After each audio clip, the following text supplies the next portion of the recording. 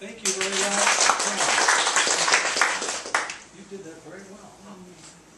Yeah. A couple of minor corrections I might have made in there. They were relevant.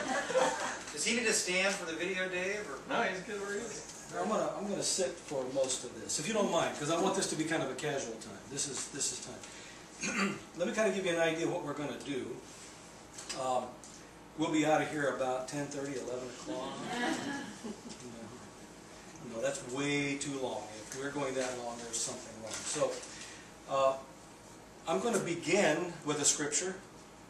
I want to base everything we talk about because I want to form the context of what we're talking about. We're going to end up, of course, talking about money and the right way of using money and the biblical way of using money. Let me add a couple of things to my resume that Sean didn't mention. I did begin working in machine work when I was right out of high school, and I got married. My wife and I got married right out of high school, almost 47 years ago. And when I did that, I didn't go on to college, and so I always had a dream of going back to college and finishing college. So the Lord made it possible for me to finish my education. In 2000, I enrolled in a degree completion program at Vanguard University of Southern California.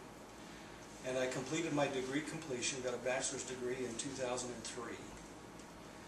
And I was so stoked by learning. Of course, and by the way, that degree was from the School of Religion. It was a theological-based degree and leadership.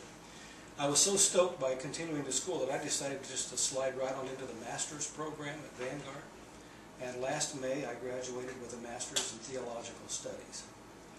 The whole time that I was going to school, although I was trying to pick up all of the knowledge I could from as many different areas about theology and things that I needed to learn to get the grade, was always in the back of my mind, because as a professional financial advisor, my sense was that I had read a lot of things about biblical finances. But I wanted to make sure that I could compare what the Bible had to say with what my professional life had already taught me.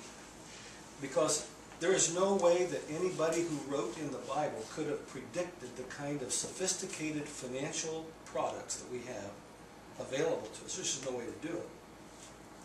So what we have to do is take where we are and look back and see what principles can we violate that would make things turn out wrong, or what things we need to do to adjust to make sure that the decisions that we make as stewards of God's resources, and by the way, they're all God's resources. And even though we may have an idea that we need to give, which we're going to talk a little bit about tonight, we need to give out of our resources. And we're going to start with the idea of the tithe, even though the tithe is an Old Testament term and it's very rarely used in the New Testament. But the tithe is kind of like the foundational point of giving. So we're going to get that out of the way. If you want to argue with me about the theological parts of that, you know, you're going to have my email address. You can do that anytime.